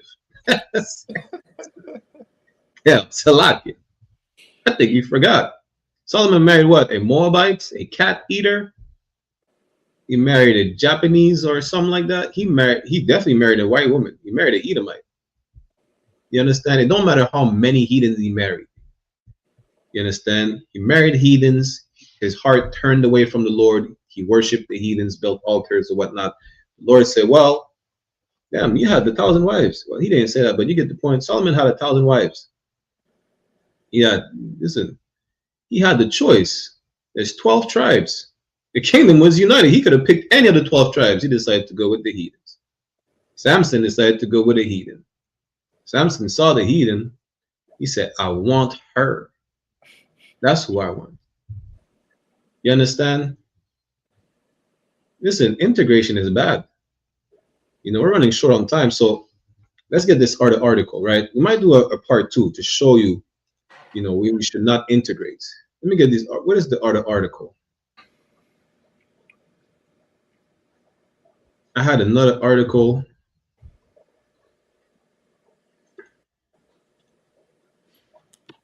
Bear with me 1 second.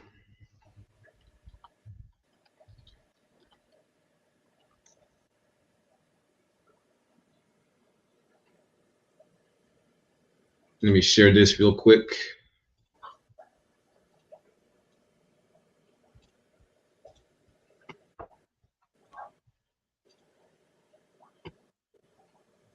Read that title. Khan. What we know about Renee Nicole Good, the mom killed by ICE in Minneapolis. I didn't even know she was a mom. I thought she was a lesbian. That's irrelevant though. But this is the product of the integration. You know they're going to blame you for that, right? They're going to blame you. Somehow it's your fault. They said that she was trying to warn immigrants ICE is in the neighborhood. That's what they're saying, allegedly. You understand? You're going to be blamed for that. Just know that you're going to, just like you were blamed. Listen, you know what's the product of integration? The product of integration is you being blamed for the unaliving of Charlie Kirk, despite the fact that he was unalived by a fellow Caucasian man. That's integration.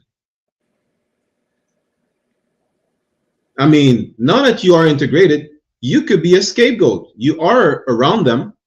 You are within their community. You're integrated, right? Somehow they're going to blame you. You know, all we had to do is stick to our own. We didn't have to integrate. Integration caused the reason Nicole is unalived by a fellow white man is because of integration. Listen, I know you don't care about black people. I know. That's why we have to teach you to care about black people. That's why we have these classes, these brotherhood classes, to teach you how to care about black people, how to care about Latinos, how to care about your fellow native Indian men and women. But can't you at least do it for white people? Don't you want to save white lives? You know why? You know what white people called her? White people called her a nigger lover. You know segregation would have prevented that, right? You absolutely know that, right? Segregation benefits everybody. It benefits everybody. Maybe now, Peyton Gendron said he was trying to save the white race. He can't save the white race. You know how this despicable act of unaliving black people is not helping save the white race. You know how he could have saved the white race? By leaving black people to their own devices, looking for a white woman to breed and have sex with her, to make some children. That's how white people save the white race. Trying to exterminate us never worked. That's biblical. Everything is biblical. You understand? Let's go real quick. Exodus, what is it? Chapter 1? Exodus chapter 1, verse 12. You understand? Let me share my screen.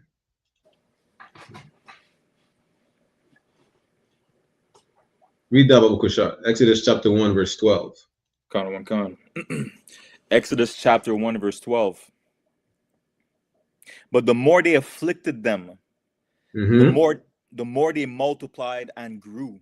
Listen, you could lynch us in 2025. You could deport us. You know, Martinique and Guadeloupe have the highest rate of prostate cancer in the world. I keep saying that, but it's a fact. The French literally poisoned us. Listen, you're trying to exterminate the Haitians, and every time there's more Haitians just popping up everywhere. It doesn't work. You cannot work us to death. We just keep coming back. But I'm not even talking about reincarnation. Listen, do you know how fast? Listen, people say y'all breeding like rabbits. We breed like damn near rabbits. You know how we have big families. You understand? It hurts to see us die by thousands. It hurts. You know, damn, the atrocities. We go back in the history class, the atrocities they did on us. Good night. The things that you made us do to our own children. Did you know to save after these atrocities that our sisters witnessed? Do you know what they used to do? They used to take a needle, right? Let me see. I have a sewing needle right here. They used to take needles. They used to prick their newborn baby in the head and kill it so that he will not have to suffer at the hands of the oppressor.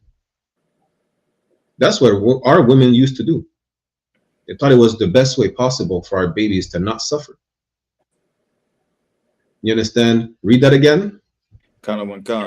Exodus chapter 1, verse 12. But the more they afflicted them, the more they multiply and grew. Listen, we gotta keep multiplying. what Snoop Dogg said? We don't die, we multiply. He's an idiot anyways, but you know, jokes aside, the point is we keep multiplying. Keep reading. And they were grieved because of the children of Israel. Peyton Gendron was grieved because he says the white race is going extinct. And what did he do? He went to afflict us by unaliving us. It didn't work. It didn't work. There's a post I seen, right? Canada is saying there's a genocide on the white Canadians in, was it Edmonton or Manitoba? Somewhere. There's no genocide. But the white people think they're going extinct. But this is the problem with white people, right? Can anyone tell me, why do white, besides them being the devil, why do oppressors go to different countries to claim they're gonna stabilize the country, they're gonna, you know, remove dictatorship, whatever the excuse is? Why do they do that? It's simple. Anyone can tell me. Satam, do you know? To take the resources. It's more simple than that. Anyone could tell me. You know, for time's sake, I might have to give it to y'all. Answer. You know, think more basic, right? Why do people meddle in other people's affairs? That has nothing to do with them. I damn near give y'all the answer. They be nosy? Slovakia. They don't know how to mind their business. Con. That's it. If white people minded their business, the white race will not go extinct. Why? Because they'll be focused on making more babies. That's it. You understand? They can't focus on making more babies. For one, they're naturally sexual deviant homosexuals.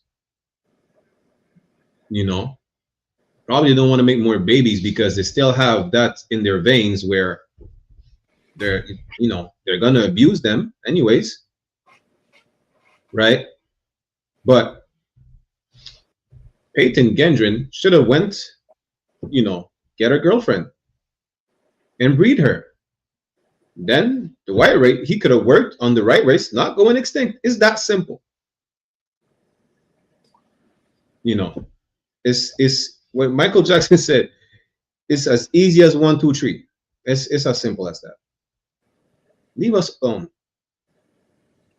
Leave us alone. Go make some white babies. Now, when it comes to our people, we need to leave all these nations alone. Integration never worked. From the biblical times, which is still today, you know, I mean, from the back in the days till today, integration never worked. So much so, the UK is trying to make the UK white again. Canada is trying to become white again. America is trying to be white again. That's integration for you. And you voted for it. France is trying to get rid of all the immigrants. You know, in Australia said what? They said, pull out the machetes and kill the niggas. That's literally what they have banners in public spaces. You know what happened with integration? Like I brought up at the beginning of the class, right, for time's sake.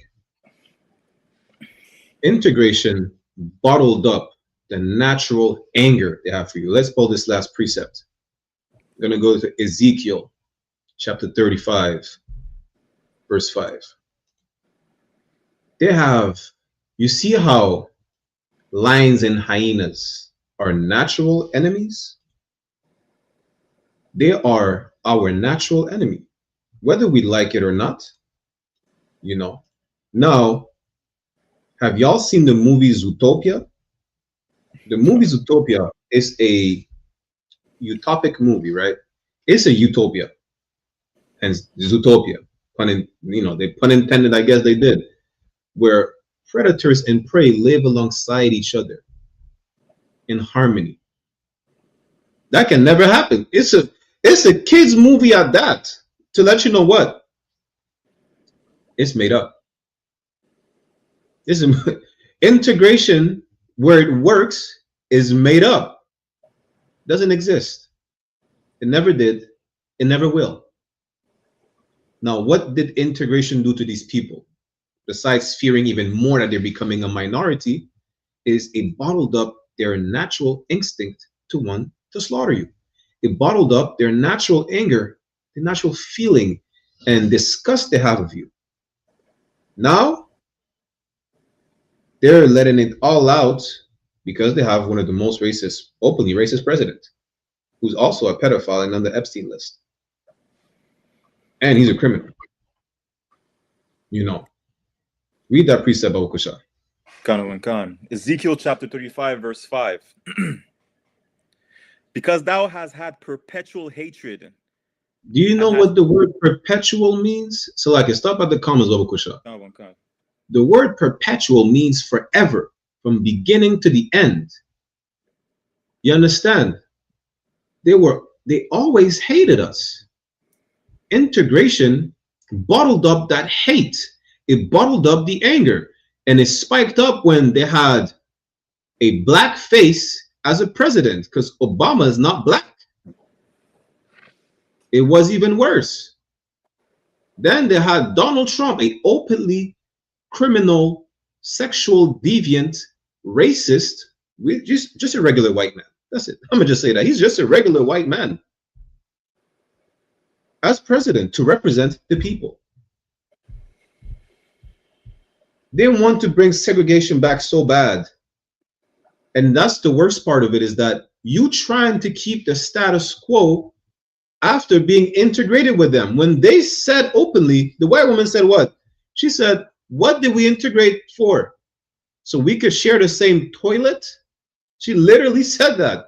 I don't know, but knowing how disgusting these people are, I wouldn't want to share the same toilet at all. I don't want to go in the same bathroom as them. I want to be at the same table. They said they don't wash, like what, once a month? They let the water drip down their leg, barely. And then you want to integrate with these people, share the same. They're not in Greece. You wanted to share the same showers and gyms. That was a damn. The white woman literally said, what did we integrate for? To share the same toilets and drink from the same fountains? You want to drink from a fountain? You want to share the same water fountain with the people that kiss their dogs in the mouth? And they said they want to segregate? Why would you fight for integration? They don't want to be around you. Listen, let them save the white race. Let them make more white babies. They have a white population issue. Let them go breed.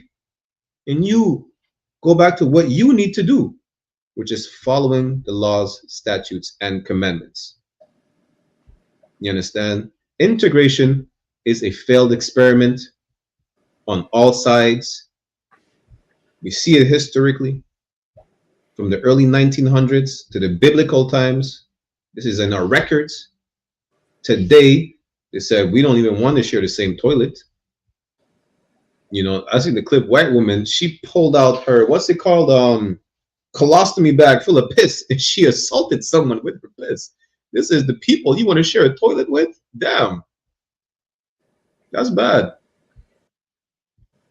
You bottled up the hatred white people freely had of you. That's all you did. You know, let's say, and pressure bust pipes, that pressure, that bottled up anger is bursting right now. So bad that there is your kids are not safe, your elderly are not safe, none of us are safe. They're not even safe from themselves, which is why the white woman died. What is it, in Minnesota? Concert. You understand? That's integration. Segregation benefits everybody. With that said, we're going to end the class right here. You understand? To water for everyone who tuned in, Officer 1000 Adiyar and Trooper Saddam were here today with us. Right? I'm going to get the security announcements. And y'all get ready for John Muhammad's scripture breakdown class on I.S.U.P.K. One West online classes on YouTube. Tune in, come and comment, ask all your questions, and we get a security announcements. And we will see you tomorrow for the Lasha 1 Kodash class, 7 p.m. Eastern Standard Time. Officer 500 Barak Yala, Israel. We'll see you tomorrow. Shalom.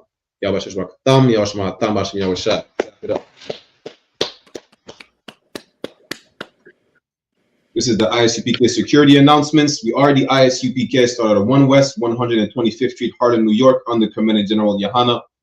Rule for new brother and sister. When a new brother or sister comes into the school, they're off limits for 6 months. They're to be saluted only. They're here to shed themselves of the world. If they need transportation, the teacher will arrange it.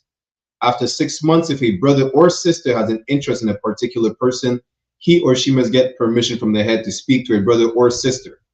There is another 6 months in which the brother and sister will court each other. After the 6 months period, the brother and sister will get permission from the head to marry. Tithes, which is a commandment. Numbers chapter 18 verse 21 and Malachi chapter 3 verse 8 to 10. Means tenth in the Hebrew, ma'ashara. 10% of every penny of any increase the Lord gives you. Give to the treasury department or teacher. Priest fund, free will offering for priests, not mandatory. Whatsoever amount you would like. Upcoming holy convocation, we have the memorial, Purim coming up, which will be the 14th day and the 15th day of the 12th month, which falls on Monday, March the 2nd, and Tuesday, March the 3rd, 2026. You can read more about it in the book of Esther, chapter 9, verse 20-31. Remind to all Akim and Akwati to check the bulletin board of the hallway of the school. And if anyone wants to be a trooper in the school, to start wearing all black, boots, shirt, pants, headband, and scarf. But that's what we'll give a courtesy salute to the brothers and a courtesy salute to the sisters. Menavejal Imajam, which means to stand. We'll give a courtesy salute to the brothers. Menavejal Imajam Shabbat. Imajam. Barak. Yahweh Hashem Yahshai Brakatham. Meaning Yahweh, in the name of Yahweh Shai, bless y'all. Yajamata, which means hands down. Sar, which means to turn and face the sisters if you have any in your presence. We'll give them a courtesy salute as well. Mina visual Amajim Shabbat. Imajim. Barak. Yahweh Shamar Alathan Bahashem Yahweh Shai. Meaning Yahweh, watch over y'all in the name of Yahweh Shai. Yajamata means hands down. Class dismissed. Water Israel, we will see you tomorrow for the last one for Dash. Shalom. We have a gift that nobody can see, that was handed over to us to do something amazing. Take the gift, man. Take the gift. Take the gift, man. And let the Most High work in you to do something you have never believed. I ain't even impressed what you expect. You see this shit? Hold on, there's one West on my chest. One West world. That's it. Fuck a street code, let a priest law. No stain, break dang with the leash off. I ain't nothing of this world, I need a respawn. I just know they wish that I would stop, but I keep going. These fringes on my calf like a tube sock. I used to stuff the loose ones in my shoebox. And we came a long way from the curbside. Now we looking from the top from a bird eye. And I can't leave my brother on the battlefield. Lord, let the hell rain, we gon' see who real. And you know they gon' hate when they see a plate. So imagine what they doing for $250,000. And we really the only ones going to war. You niggas just be talking like y'all won the war. I made love to this truth and there's no divorce. My Spanish mommy call me Poppy like a corner store. Let me show you how to do it. Said he living by the word, I think it's time he proved it. I think you better use your head before you fucking lose it. And say the acting for the camera, this is not a movie. I pray to God I don't fall off. I ain't nothing like y'all. Niggas think they slime, cut their head off a python. Blame me for my outlook, never counted the lookouts. The world said I wasn't shit, but look how I turned out. Not so bad, huh? Why you mad, huh? We go hard, but go harder for the have-not. Listen, when that oil hit your leg, then you can't stop. Your feet better hit the ground running, this shit bedrock. Man, we tried to put him on, but he sleep. Waking up the people, that's the job for a priest. Hopped out the wheel, fringes swinging like a pendulum. You heard of the tribes, where the fuck you think they get it from? Look, I'm a soldier, get the order, then I get it done. Got some big shit to split the water, make these niggas run. Why you hurt? If I told the truth, then I showed you love. Let me prove it, wanna move right, let me show you how to do it. Let me show you how to do it. Said he living by the word, I think it's time he proved it. I think you better use your head before you fucking lose it. And say the acting for the camera, this is not a movie. Don't step over the line though. Everybody, anybody, it's up for everybody. And that's not even, I got bigger fish to fry. I got people to say it. I ain't even on a rap, so I already beat the rap shit.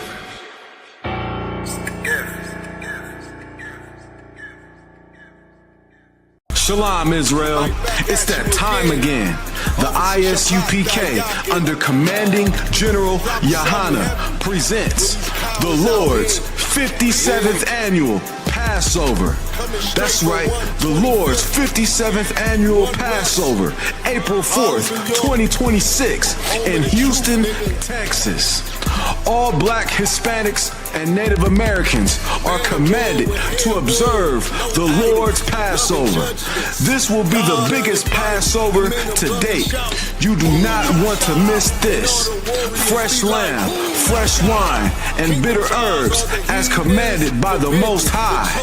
Only $200 per person, ages 17 and up. The biggest event of the year.